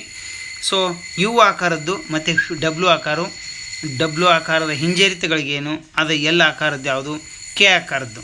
ಸೊ ಅವುಗಳಿಗೆ ಸಂಬಂಧಪಟ್ಟಿರ್ತಕ್ಕಂಥಂತೆ ಎಲ್ಲ ಡೀಟೇಲನ್ನು ಹಾಕಿದ್ದೀನಿ, ನೀವು ನೋಡ್ಬೋದು ಇದರಲ್ಲಿ. ಸೊ ತದನಂತರದಲ್ಲಿ ಭಾರತದ GDPಗೆ ಸಂಬಂಧಪಟ್ಟಂತೆ ಪ್ರಶ್ನೆ ಏನಿದೆ, GDP ಲಾಂಗ್ ಫಾರ್ಮು ಅದೆಲ್ಲ ಡೀಟೇಲ್ ನೋಡ್ಕೊಳ್ಳಿ, ಪ್ರಶ್ನೆಯನ್ನು ಕೇಳ್ತಿರ್ತಾರೆ. ಸೊ ದ್ವಿದಳ ಧಾನ್ಯಗಳು, ಆಮೇಲೆ ಅವು ಧಾನ್ಯಗಳಿಂದ ಏನಿದೆ, ಆಹಾರ ಸಂಗ್ರಹಣೆಗೆ ಸಂಬಂಧಪಟ್ಟಂತೆ ನಾನು ಭಾರತೀಯ ಆಹಾರ ನಿಗಮ ಏನಿದೆ ಇಂಡಿಯನ್, ಸೊ ಅದನ್ನು ನೋಡಿಕೊಂಡ್ರೆ ತುಂಬ ವಿಶ್ವ ಆರ್ಥಿಕ ವೇದಿಕೆ ಯಾವೆಲ್ಲ ರಿಪೋರ್ಟ್ಗಳನ್ನು ಬಿಡುಗಡೆ ಮಾಡುತ್ತೆ, global risk report, global gender gap index ಅಂತ ಏನು ಕರಿತೀವಿ. ಸೊ ಜಾಗತಿಕ ಲಿಂಗ ಹೌದಾ ಗ್ಯಾಪ್ ಏನಿದೆ ಅದಕ್ಕೆ ಸಂಬಂಧಪಟ್ಟಂತೆ ನೋಡ್ಕೊಳ್ಳಿ. ಸೊ ಇವೆಲ್ಲವುಗಳನ್ನು ನಾವು ಅಧ್ಯಯನ CPI ಕನ್ಸ್ಯೂಮರ್ ಪ್ರೈಸ್ ಇಂಡೆಕ್ಸ್ ಬಗ್ಗೆ ನೋಡ್ಕೊಳ್ಳಿ, ಪ್ರಶ್ನೆಯನ್ನು ಕೇಳ್ತಿರ್ತಾರೆ. ಸೊ ಇನ್ಫ್ಲೇಷನು ಮತ್ತು ಡಿಫ್ಲೇಷನು. ಇನ್ಫ್ಲೇಷನ್ ಅಂದರೆ ಏನಾಗುತ್ತೆ, ಸಾಮಾನ್ಯ ಸರಕುಗಳ ಬೆಲೆಗಳಲ್ಲಿ ಸಡನ್ನಾಗಿ ಬೆಲೆ ಏನಾಗುತ್ತೆ ಏರುತ್ತಾ, ಮತ್ತು ಡೌನ್ ಆಯಿತು ಅಂತಂದರೆ ಅದನ್ನು ನಾವೇನು ಕರಿತೀವಿ, ಡಿಫ್ಲೇಷನ್ ಅಂತ ಕರಿತೀವಿ. ಸೊ ರಾಗಿಗೆ ಸಂಬಂಧಪಟ್ಟಂತೆ ಕೇಳಿದ್ದಾರೆ. ಸೊ ರಾಗಿ ಮತ್ತು ಇಡೀ ಜಗತ್ತಲ್ಲಿ ರಾಗಿ ಎಲ್ಲೆಲ್ಲ ಬೆಳೀತಾರೆ ಅನ್ನೋದನ್ನು ಡೀಟೇಲಾಗಿ ಹಾಕಿದ್ದೀನಿ, ನೀವು ಅದನ್ನು ನೋಡ್ಕೊಳ್ಬೋದು. ವೇರಿಯೇಬಲ್ ರೆಪೋ ರೇಟ್ ಬಗ್ಗೆ, repo rate, reverse repo rate ಮತ್ತು ಯಾವುದು repo rate, just reverse repo, ಇವುಗಳಿಗೆ ರಿವರ್ಸ್ ರೆಫೋ ದರದ, ವೇರಿಯೇಬಲ್ ರಿವರ್ಸ್ ರೆಫೋ ದರದ ಬಗ್ಗೆ ನಾವೇನು ಮಾಡಬೇಕಾಗುತ್ತೆ, ಅಧ್ಯಯನ ಮಾಡಿದರೆ. ಸೌರಶಕ್ತಿ ಬಗ್ಗೆ ನೋಡ್ಕೊಳ್ಳಿ. ಮೊನ್ನೆ ಸೌರಶಕ್ತಿ ಬಗ್ಗೆ ಅಂತಂದಾಗ ನನಗೆ ನೆನಪಾಗಿದ್ದು ಯಾವುದಂತಾರೆ, ರಾಜಸ್ಥಾನದಲ್ಲಿ ಇರ್ತಕ್ಕಂಥ ಸೌರಶಕ್ತಿ ಕೇಂದ್ರದ ಬಗ್ಗೆ ಪ್ರಶ್ನೆಯನ್ನು ಕೇಳಿದರು. ಸೊ ನಮ್ಮ ಕರ್ನಾಟಕದ ಹೌದಾ ಶಕ್ತಿ ಸ್ಥಳದಲ್ಲಿ ಕೂಡ ಒಂದು ದೊಡ್ಡದ ಮಟ್ಟದಲ್ಲಿರ್ತಕ್ಕಂಥ ಸೌರ ಉತ್ಪಾದನಾ ಕೇಂದ್ರ ಇದೆ. ಸೊ ಅದನ್ನು ನೋಡ್ಕೊಳ್ಳಿ. ಅದಾದಮೇಲೆ ನಮಗೆ ಇಂಪಾರ್ಟೆಂಟ್ ಆಗೋದು ಯಾವುದಂತಾರೆ, PM ಕುಸುಮ್ ಯೋಜನೆ, ಇದಕ್ಕೆ ಸಂಬಂಧಪಟ್ಟಂತೆ. ಸೊ ಅನೇಕ ರಾಷ್ಟ್ರೀಯ ಸೌರ ಮಿಷನ್ ಯೋಜನೆ, ಒನ್ ಸನ್ ಒನ್ಸ್ ವರ್ಲ್ಡ್ ಹೌದಾ. ಅದಾದಮೇಲೆ ಪ್ರಧಾನಮಂತ್ರಿ ಸೂರ್ಯೋದಯ ಯೋಜನೆ, ಅನೇಕ ಯೋಜನೆಗಳನ್ನ ಇದರಲ್ಲಿ ಹಾಕಿದ್ದೀನಿ, ಒಂದೇ ಅಂತಲ್ಲ ಅಷ್ಟು ಯೋಜನೆಗಳನ್ನ ಹಾಕಿದ್ದೀನಿ. ಹೊಸ ಪಕ್ಷಗಳ ಚಿಹ್ನೆಗಳ ಹಂಚಿಕೆ ಯಾವ ರೀತಿ ಮಾಡ್ತಾರೆ, ಕಾಂಪಿಟೇಷನ್ ಕಮಿಷನ್ ಆಫ್ ಇಂಡಿಯಾದ ಕಾರ್ಯಗಳೇನು, ಅದರ ಸ್ಪರ್ಧೆ ಯಾಕೆ ಬೇಕು, ರಾಜ್ಯಸಭೆಗೆ ಚುನಾವಣೆ ಯಾವ ರೀತಿ ಮಾಡ್ತಾರೆ, ಇದನ್ನು ಎಲ್ಲಿಂದ ಎರವಲು ಪಡೆಯಲಾಗಿದೆ ಅದನ್ನೆಲ್ಲ ನೋಡ್ಕೊಳ್ಳಿ, ಆರ್ಟಿಕಲ್ ಸಮೇತನ ಹಾಕಿದ್ದೀನಿ. ಸೊ ಅದಾದಮೇಲೆ ನಮಗೆ ಇಂಪಾರ್ಟೆಂಟ್ ಆಗೋದೇನಂತಾರೆ, ಮತ್ತು ರಾಜ್ಯಸಭಾ ಸ್ಥಾನಗಳ ಹಂಚಿಕೆ ಕೂಡ ಅದರಲ್ಲಿ ನಾನು ಡಿಸ್ಕಷನ್ ಮಾಡಿದ್ದೀನಿ. ಸೊ ರಾಜ್ಯಪಾಲರ ಕಾರ್ಯಗಳೇನು ಅಥವಾ ಸಂವಿಧಾನಿಕ ನಿಬಂಧನೆಗಳೇನು, 155ನೇ ವಿಧಿ ಪ್ರಕಾರ ಯಾರು ಇವರನ್ನು ಆಯ್ಕೆ ಮಾಡ್ತಾರೆ, ಸೊ ಅದನ್ನೆಲ್ಲ ಹಾಕಿದ್ದೀನಿ. ಸೊ ಮತ್ತು ರಾಜ್ಯಪಾಲರಿಗೆ ಸಂಬಂಧಪಟ್ಟಂತೆ ಶಿಫಾರಸುಗಳು, ಮೊದಲ ಆಡಳಿತ ಸುಧಾರಣಾ ಆಯೋಗಕ್ಕೆ ಸಂಬಂಧಪಟ್ಟಂತೆ ರಾಜ್ ಮನ್ನಾರ್ ಸಮಿತಿ ಆಯಿತು, ಆಮೇಲೆ ಸರ್ಕಾರಿಯ ಸಮಿತಿ. ಸೊ ಅವುಗಳಿಗೆ ಪೂಂಚಿ ಕಮಿಟಿ ಹಾಕಿದ್ದೀನಿ ಅಂತ ಅನಿಸುತ್ತೆ, ಒಂದು ಸಲ ನೋಡಿ ಹೌದಾ. ವೆಂಕಟಾಚಲಯ ಆಯೋಗ ಏನಿದೆ ಇದು ಒಂಥರ ರಿವ್ಯೂ ಕಮಿಟಿ, ಪೂಂಚಿ ಕಮಿಟಿ ಕೂಡ ಹಾಕಿದ್ದೀನಿ ನೋಡಿ. ಸೊ ಅದು ಭಾಳ ಇಂಪಾರ್ಟೆಂಟು. ಸ್ಥಳೀಯ ಗ್ರಾಮೀಣ ಆಡಳಿತದ ಬಗ್ಗೆ ನೋಡ್ಕೊಳ್ಳಿ, ಪ್ರಶ್ನೆ ಬರುತ್ತೆ. ಸೊ ಅದಾದಮೇಲೆ ಅಲ್ಪಸಂಖ್ಯಾತರಿಗೆ ಸಂಬಂಧಪಟ್ಟಂತೆ ಪ್ರಶ್ನೆ ಕೇಳುವ ಸಾಧ್ಯತೆ ಇರುತ್ತೆ, ಅದನ್ನು ಕೂಡ ನಾನು ಹಾಕಿದ್ದೀನಿ. ಯಾಕಂದರೆ ಅವರಿಗೆ 29-30 ಏನು ಮಾಡುತ್ತಾ ಅವರಿಗೆ ಅವಕಾಶ ಕೊಟ್ಟಿದೆ ವಿಧಿಗಳು, ಸಂವಿಧಾನದ ವಿಧಿಗಳು. ಸೊ ಒಂದು ರಾಷ್ಟ್ರ ಒಂದು ಚುನಾವಣೆ, ಇದನ್ನು ಎಸೆ ಕೇಳೋ ಚಾನ್ಸಸ್ ಇರುತ್ತೆ, ನೀವು ಡೀಟೇಲಾಗಿ ನೋಡ್ಕೊಳ್ಳಿ. ಆಮೇಲೆ ಆಧಾರ್ ಕಾರ್ಡ್ ಬಗ್ಗೆ ಪ್ರಶ್ನೆಯನ್ನು ಕೇಳಿದ್ರಲ್ಲ, ಅದನ್ನು ಡೀಟೇಲಾಗಿಯೇ ಹಾಕಿದ್ದೀನಿ. ಯಾಕೆ ಇಶ್ಯೂ ಆಗಿತ್ತು, ಯಾಕೆ ಅದನ್ನೇ ಇತ್ತು, ಭಾಗ ಏನು ಹೇಳುತ್ತಾ, ಹೌದಾ. ನ್ಯಾಯಾಂಗ ಸ್ವಾತಂತ್ರ್ಯ, ಇಂಡಿಪೆಂಡೆನ್ಸ್ ಆಫ್ ಜುಡಿಷಿಯರಿ ಅಂತ ನಾವೇನು ಕರಿತೀವಿ, ಇಂಡಿಪೆಂಡೆಂಟ್ ಜುಡಿಷಿಯರಿ ಅಂತ ಕೂಡ ಹೇಳ್ಬೋದು. ಸೊ ನ್ಯಾಯಾಂಗ ಯಾಕೆ ಸ್ವತಂತ್ರವಾಗಿ ಕಾರ್ಯನಿರ್ವಹಿಸಬೇಕು, ಹೌದಾ. 50ನೇ ಆರ್ಟಿಕಲ್ ಏನು ಹೇಳುತ್ತಾ, DPSPಯಲ್ಲಿ ಇರ್ತಕ್ಕಂಥದ್ದು ಏನು ಮಾಡಬೇಕು, ಕಾರ್ಯಾಂಗವನ್ನು ನ್ಯಾಯಾಂಗದಿಂದ ಪ್ರತ್ಯೇಕಿಸಬೇಕು, ಜುಡಿಷಿಯರಿಯನ್ನು ಏನು ಮಾಡಬೇಕು, ಹೌದಾ, ಸಪ್ರೇಟ್ ಮಾಡಬೇಕಂತ ಹೇಳುತ್ತಾ. ಸೊ ಅದಾದಮೇಲೆ ನೆಕ್ಸ್ಟ್ ನಮಗೆ ಇಂಪಾರ್ಟೆಂಟ್ ಆಗೋದೇನಂತಂದರೆ ಮತ್ತೆ ಭಾರತದ ರತ್ನ ಪ್ರಶಸ್ತಿ. ಭಾರತ ರತ್ನ ಪ್ರಶಸ್ತಿ ಅಷ್ಟೇ ಅಲ್ಲ, ಪದ್ಮಭೂಷಣ, ಪದ್ಮವಿಭೂಷಣ, ಪದ್ಮಶ್ರೀ, ಹೌದಾ, ಇವುಗಳ ಬಗ್ಗೆ ನಾನು ಏನು ಮಾಡಿದ್ದೀನಿ, ಡೀಟೇಲಾಗಿ ಕೊಟ್ಟಿದ್ದೀನಿ, ಅದನ್ನು ನೋಡ್ಕೊಳ್ಳಿ. ಪೃಥ್ವಿ ಯೋಜನೆ ಬರುತ್ತೆ, ಅದು ಸರ್ಕಾರ ಜಾರಿ ತಂದಿರತಕ್ಕಂಥ ಯೋಜನೆ, ಭೂ ವಿಜ್ಞಾನಕ್ಕೆ ಅನುಮೋದನೆ ನೀಡಿದ್ದರಿಂದ ಇದನ್ನು ಯೋಜನೆಯನ್ನು ಜಾರಿ ತಂದರೆ ಅದನ್ನು ನೀವು ನೋಡ್ಕೊಳ್ಳಿ ಏನೆಲ್ಲ ಇದೆ ಅಂತ. ಸೊ ಮನೆ ಬಾಗಿಲಿಗೆ ಜನಮಿತ್ರ ಯೋಜನೆ, ಸದ್ದಿಲ್ಲದೆ ಸುದ್ದಿ ಮಾಡಿದ ವಿಷಯಗಳ ವಿಶ್ಲೇಷಣೆ ಅಂದಾಗ ನಮಗೆ ಅವೆಲ್ಲ ಬರ್ತವೆ. ಸೊ ಅದಾದಮೇಲೆ ನಮಗೆ ಮತ್ತೆ ವಿಶೇಷವಾಗಿ ಅಂತಾರಾಷ್ಟ್ರೀಯ ಸಂಬಂಧಗಳು ಬಂದಾಗ ಅವುಗಳ ಭದ್ರತೆ ಬಂದಾಗ ಇಂಟರ್ನ್ಯಾಷನಲ್ ಲೇಬರ್ ಆರ್ಗನೈಜೇಷನ್ ಇದರ ಹೆಡ್ ಕ್ವಾರ್ಟರ್ ಎಲ್ಲಿದೆ, ಹೌದಾ. ಹಾಗಾದರೆ ಇದರ ಕಾರ್ಯಗಳೇನು, ಇಂಟರ್ನ್ಯಾಷನಲ್ ಕೋರ್ಟ್ ಆಫ್ ಜಸ್ಟಿಸ್ ಇದರ ಕಾರ್ಯಗಳೇನು, ಇದೇನು ಮಾಡುತ್ತೆ, ಜಿನೋಸೈಡ್ ಅಂದರೆ ಮನುಷ್ಯರ ಹತ್ಯೆಗೆ ಸಂಬಂಧಪಟ್ಟಂತೆ ಏನೆಲ್ಲ ಹೌದಾ ಕಾರ್ಯಗಳನ್ನು ಅದು ಕೈಗೊಳ್ಳುತ್ತೆ, ಅದರ ನಿರ್ಧಾರ ಏನು ಕೈಗೊಳ್ಳುತ್ತಾ, ಸೊ ಅದರ ಲಿಮಿಟ್ ಏನು, ಅದು ಯಾವ ಆಧಾರದಲ್ಲಿ ಸ್ಥಾಪನೆ ಆಯಿತು, ಅದೆಲ್ಲವನ್ನು ಡಿಸ್ಕಷನ್ ಮಾಡಿದ್ದೀನಿ, ನೀವು ಒಂದು ಸಲ ನೋಡ್ಬೋದು. ಆಮೇಲೆ ನೆಕ್ಸ್ಟು ಆನ್ಲೈನ್ ಗೇಮಿಂಗ್, ಇದನ್ನು ಅನೇಕ ಬಾರಿ ಕೇಳಿದ್ದಾರೆ. ಈಗ ಇತ್ತೀಚೆಗೆ ಒಂದು ಟ್ರೆಂಡ್ ನಡೆದಿದೆ, ಇದನ್ನು ಕೂಡ ಇರಲಿ, ಹೌದಾ. ಅದಕ್ಕೆ ಎಷ್ಟು ಟ್ಯಾಕ್ಸ್ ಹಾಕ್ತಾರೆ ಏನಿಲ್ಲ ಅಂತ ಅದನ್ನು ಕೂಡ ನೀವು ನೋಡಿಕೊಂಡ್ರೆ ಒಳ್ಳೆಯದು. ಯಾಕಂದರೆ ಮೊನ್ನೆ ನೋಡಿ CTI ಪರೀಕ್ಷೆಯಲ್ಲಿ ಏನು ಗೋಲ್ಡ್ ಮೇಲೆ ಎಷ್ಟು ಟ್ಯಾಕ್ಸ್ ಹಾಕ್ತಾರೆ ಅಂತ ಕೇಳಿದರೆ, ಈಗ ಮತ್ತೆ ಪರೀಕ್ಷೆಯಲ್ಲಿ ಮತ್ತೆ ಏನು ಮಾಡ್ಬೋದು, ಚೇಂಜಸ್ ಮಾಡಿ ಬೇರೆದ್ರ ಮೇಲೆ ಕೇಳ್ಬೋದು. ನ್ಯೂಸಲ್ಲಿರ್ತಕ್ಕಂಥ ವಸ್ತುಗಳ ಮೇಲೆ ಎಷ್ಟು ಟ್ಯಾಕ್ಸ್ ಹಾಕ್ತಾಯಿದೆ ಸರ್ಕಾರ ಅನ್ನೋದು ಕೂಡ ನೀವು ನೋಡಿದರೆ ಒಳ್ಳೆಯದಾಗತ್ತೆ. ಸೊ ಅದಾದಮೇಲೆ ಈ ಯಮನ್ ಕಾನ್ಫ್ಲಿಕ್ಟ್ ಇಂಪಾರ್ಟೆಂಟ್ ಆಗುತ್ತೆ ನಮಗೆ. ಆಮೇಲೆ ಕ್ಷಿಪಣಿ ಮತ್ತು ಡ್ರೋನ್ ದಾಳಿಗೆ ಸಂಬಂಧಪಟ್ಟಂತೆ ಇರಾನು, ಕೆರ್ಮಾನ್, ಹೌದಾ, ಯಾವೆಲ್ಲ ರಾಷ್ಟ್ರಗಳು ಅಲ್ಲಿ ಸುತ್ತಮುತ್ತಿದ್ದಾವೆ, ಅದು ಯಾವುದು ಏನಾದರೂ ಸಮುದ್ರ ಇದ್ದರೆ ಅವುಗಳ ಬಗ್ಗೆ ನೀವು ನೋಡ್ಕೋಬೋದು. ಪನಾಮ ಕಾಲುವೆ, ಸೊ ಪನಾಮ ಕಾಲುವೆಗೆ ಸಂಬಂಧಪಟ್ಟಂತೆ ಇಲ್ಲಿ ನಾನು ನ್ಯೂಸಲ್ಲಿ ಹಾಕಿದ್ದೀನಿ. ಆಮೇಲೆ ನೆಕ್ಸ್ಟು 1979 ನಂತರದ ಡೈನಾಮಿಕ್ಸ್ ಏನೇನು ಆಗಿದೆ ಅಲ್ಲಿ ಬೆಳವಣಿಗೆ, ಅದನ್ನೆಲ್ಲ ನೀವು ನೋಡ್ಕೋಬೋದು ಇದರಲ್ಲಿ. ಆಮೇಲೆ ವರ್ಲ್ಡ್ ಟ್ರೇಡ್ ಆರ್ಗನೈಜೇಷನ್ WTO ಅಂತ ಏನು ಕರಿತೀವಿ, ಇದನ್ನು ಕೂಡ ಫುಲ್ ಡೀಟೇಲಾಗಿ ನೋಡ್ಕೊಳ್ಳಿ. ಭಾರತ ಮ್ಯಾನ್ಮಾರ್ ಗಡಿ ಏನಿದೆ ಅದನ್ನು ನೋಡ್ಕೊಳ್ಳಿ, ಇಂಪಾರ್ಟೆಂಟ್ ಆಗುತ್ತೆ. ಆಮೇಲೆ ಭೂತಾನ್ ಗಡಿಯನ್ನು ಕೂಡ ನಾನು ಹಾಕಿದ್ದೀನಿ. ಸೊ ಇಷ್ಟಾದಮೇಲೆ ಮತ್ತೆ ಆಪರೇಷನ್ ಸರ್ವಶಕ್ತಿ, ಯಾಕೆ ಇದನ್ನು ಹಾಕಿದೆ ಅಂದರೆ ಜಮ್ಮು ಕಾಶ್ಮೀರ ಏನಿದೆ, ರಜೌರಿ ಮತ್ತು ಪೂಂಚ್ ಜಿಲ್ಲೆಗಳಲ್ಲಿ ಹೆಚ್ಚುತ್ತಿರುವ ಭಯೋತ್ಪಾದಕ ಚಟುವಟಿಕೆಗಳನ್ನು ನಿಗ್ರಹಿಸಲು ಇದನ್ನು ಜಾರಿಗೆ ತಂದಿರತಕ್ಕಂಥ ಯೋಜನೆ. ಅಂದರೆ ಯೋಜನೆ ಅನ್ನೋದಕ್ಕಿಂತಲೂ ಇದೊಂದು ಆಪರೇಷನ್ ಸರ್ವಶಕ್ತಿ ಅಂತ ಹೇಳಿ, ಹೌದಾ. ಭಯೋತ್ಪಾದಕರನ್ನು ಗುರಿಯಾಗಿಸೈತಿ, ಅದನ್ನು ಬಿಟ್ಟರೆ ಬೇರೆ ಯಾರನ್ನು ಗುರಿಯಾಗಿಸಿಲ್ಲ. ಸೊ ಆಮೇಲೆ ರಕ್ಷಣಾ ಸಾಮಗ್ರಿ ರಫ್ತಿನಲ್ಲಿ ಭಾರತ ಮೊದಲ ಸ್ಥಾನದಲ್ಲಿದೆ. ನಾರಿಶಕ್ತಿ ಯೋಜನೆ ಬಗ್ಗೆ ನೋಡ್ಕೊಳ್ಳಿ. ಅಷ್ಟೆಲ್ಲ ವೃತ್ತಿಪರ ಟೆನ್ನಿಸ್ ಕಣದಲ್ಲಿ ಕನ್ನಡಿಗ ಆಗಿರ್ತಕ್ಕಂಥ ರೋಹನ್ ಮೇರು ಸಾಧನೆಯನ್ನು ಮಾಡಿದ್ದಾರೆ. ಸೊ ಇವರು ಡಬಲ್ಸಲ್ಲಿ ಪ್ರಶಸ್ತಿಯನ್ನು ಗೆದ್ದಿದ್ದಾರೆ. ಆಸ್ಟ್ರೇಲಿಯನ್ ಓಪನ್ ಗೆದ್ದ ಇಟಲಿ ಆಟಗಾರ, ಅಂದರೆ ಸಿಂಗಲ್ಸಲ್ಲಿ ಗೆದ್ದಿದ್ದಾರೆ. ಸೊ ಇದು ಇಂಪಾರ್ಟೆಂಟ್ ಆಗುತ್ತೆ. Thanks for watching. Let's meet again in next class. Have a nice day.